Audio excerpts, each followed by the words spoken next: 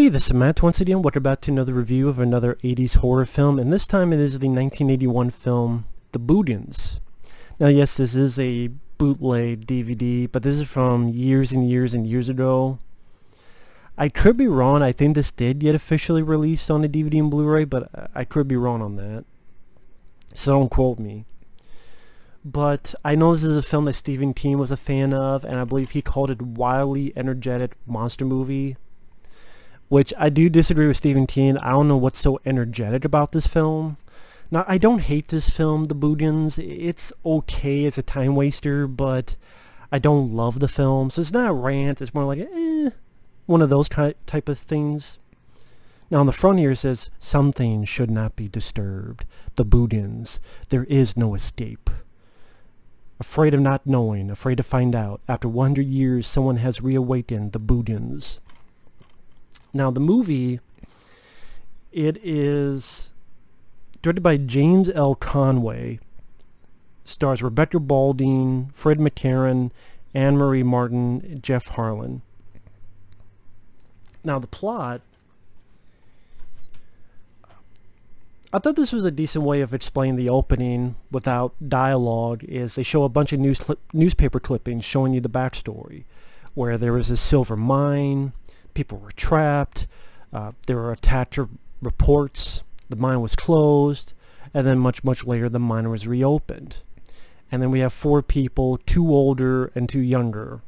The 2 younger guys have just arrived there for the job, and one guy brought his girlfriend, the other brought a girl to maybe hook up with his buddy.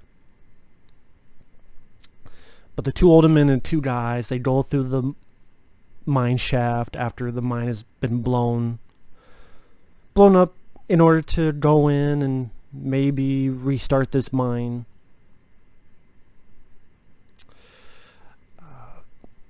And then it's a very slow-paced movie, and I'll give you this. It does attempt to build up the characters, and the acting's not the problem.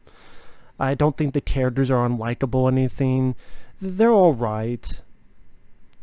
One of the couple brought a dog with them, and there's moments of levity, like the guy's having fun chatting with his dog and goofing off, and he's like, "Oh, how about a beer?" Screw him, he's underage. Talk about the dog. And there's some decent atmosphere in the mine shaft, but I think that's mainly due to I do appreciate movies being set in claustrophobic settings, whether it be a mine shaft, a sewer, tunnels, things of that nature. Just that dark claustrophobic feel, I think, works wonderfully in a horror movie.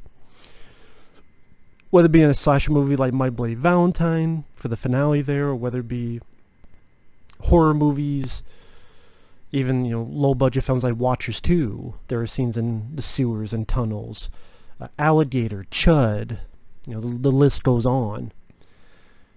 And to me, those are all better than this. I much prefer Watchers 2 over this. I much prefer Alligator over this. I much prefer Chud over this, because there's not a lot that happens. So there's not a lot to talk about. This one random woman, she almost hits a deer, her car's fucked up, she walks out to this house, no one's there, and the woman just dragged into the basement. And for the most part, all you see is like these little tentacles that drag someone to the basement. It's not a big body count film, it's a bit of a slow build. Again, the characters are not bad, but I wouldn't say they're fantastic. It's not like they're the characters in Tremors. It's not like, Kevin Bacon, Fred Ward, like those type of characters where it's fun to interact with these people even if there's no monster. It's like these people are okay, but not amazing, fantastic, or even great. They're alright. The acting's not bad. I've seen much worse acting. One of our main characters gets tripped and pulled under by a tentacle. He whips him across the room, or he busts through a wall, and then he comes back and his throat gets cut and his body's pulled under a vehicle. That throat cut is like one of the few bits of gore in the film. The dog, what was it? This dog here, at one point gets taken and killed, which you don't see, and you didn't need to see, but you get the idea. Which you didn't. It's fine with me. You don't need to see it up close and personal.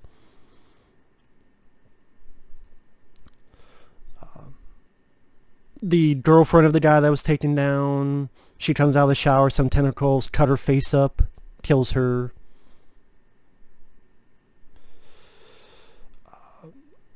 Then the one guy's with the two older guys, and the three of them find the body of the other guy killed in the mine. And this old man comes and says, you shouldn't have opened the mine, and my father knew there was something here. And my father was the one who warned about the attacks. I forgot if it was his father or his grandfather. Now that I think about it, it might have been his grandfather. Yeah, it might have been his grandfather. And he has dynamite, don't blow the mine up. But then a tentacle comes out of the water and takes him into the water.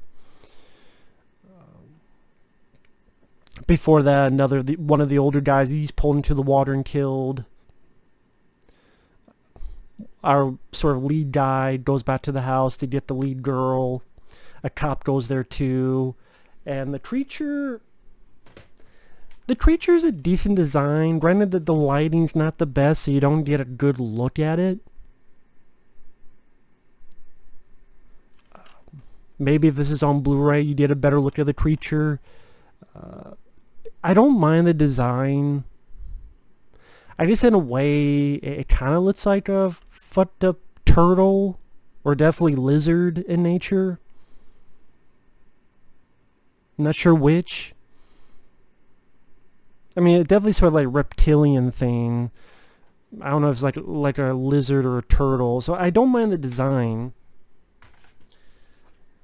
And that's probably the scene you see it the most, is in this basement where the cop shoots it and the guy and the girl get away. But then the creature's not dead, attacks the cop, kills him, and then they stab the creature, kill it, and they escape. The house explodes. And the way they escape is there's these tunnels under the house that leads to the mine. And they find one of the other older guys, and he gets pulled up by a tentacle and killed. The two leads, they get the dynamite, they blow up the mine shaft, they get out alive, and the movie ends. People are like, why'd you tell the whole movie? To explain that really, it's much ado about nothing in the scheme of monster movies. I mean, I did not grow up with the film, so it's not like one of those things where I saw as a child. This is a film I saw for the first time 5 years ago, maybe. And I had heard about it. I was curious about it because I'm a sucker for old school monster movies, especially from the 80s or 90s. And then when I saw it, I was disappointed in it. And while I don't hate the film because it's nothing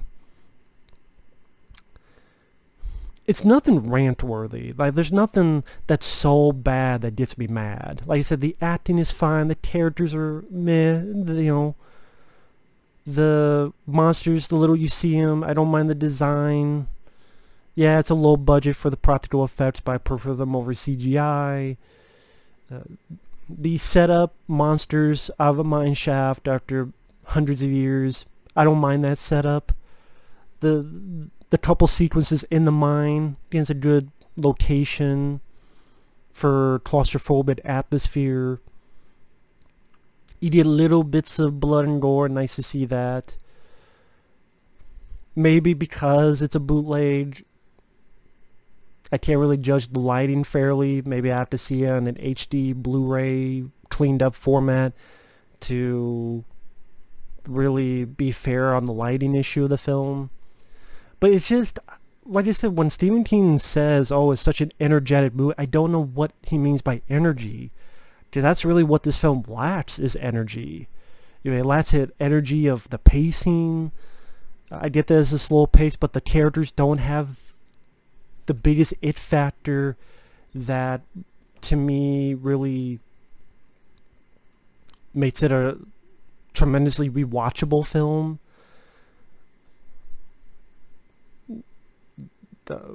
if you're going in for a big body count, it doesn't have that.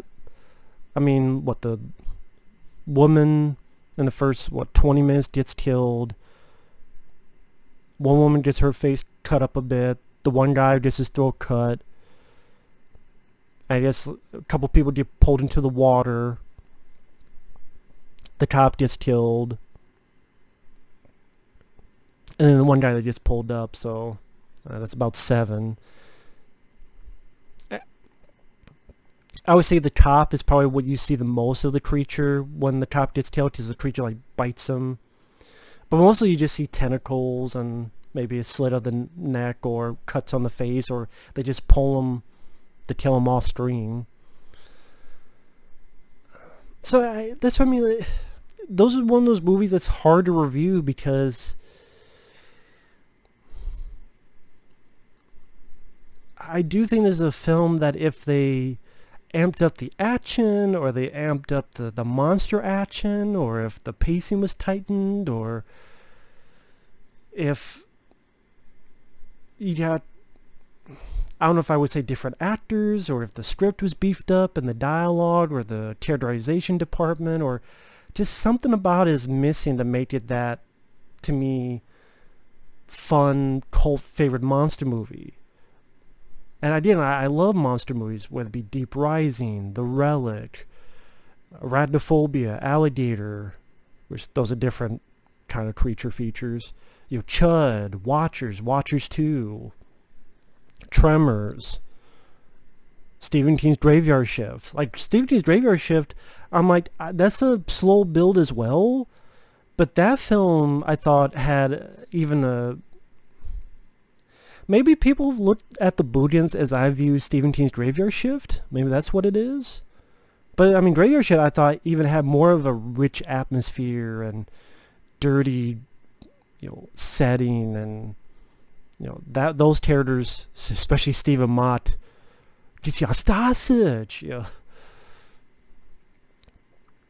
were more interesting to watch than this.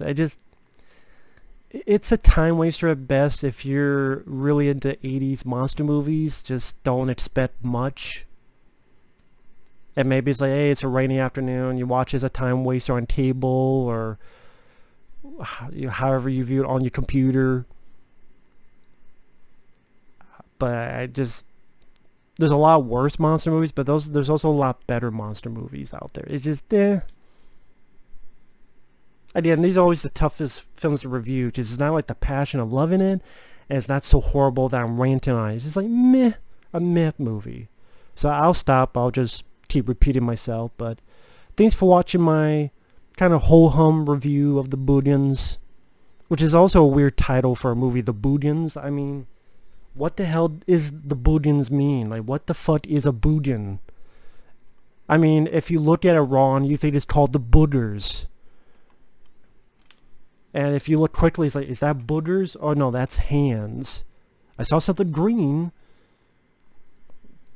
But the Boogens just sounds too much like the boogers. So it's like, I wouldn't be surprised if someone quickly sees the title of this video. It's like, you're reviewing a film called The Boogers? Was it about killer boogers that get mutated and try to go up people's nose and into their brain? No, it's the Boogens, not the boogers. I'm surprised Trauma hasn't made The Boogers. Maybe one day. Go to VOD. But anyway, thanks for watching. Take care. And we will see you later. Bye-bye.